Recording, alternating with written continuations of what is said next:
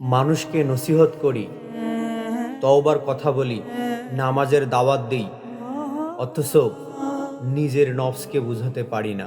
লুকিয়ে লুকিয়ে যেসব পাপ করি কেবল আল্লাহ জানেন আর জানি আমি। বাইরে আমি অনেক ভালো, কিন্তু ভিতরে আমি এক পাপের আস্তানা। আমার কণ্ঠে ইয়া আল্লাহ শব্দ বাজে, কিন্তু আমার হাত পা চোখ কান মন হৃদয় সব গুনাহের পথে ধাবিত। আমার এই দ্বিমুখী জীবন, একদিকে আল্লাহকে ভালোবাসি তার দাবি, আরেকদিকে প্রতিদিন তার নাফরমানি। কোন মুখে বলি আমি মুসলিম, কোন সাহসে বলি আমি জান্নাত চাই। আল্লাহ, তুমি তো গফুরুর রহিম, তুমি তো বারবার ক্ষমা করো। আজ খুব ভেঙে পড়েছি, কারণ আমি জানি আমি বদলাইনি। তওবা করি মুখে, কিন্তু মন আজও নাফরমান।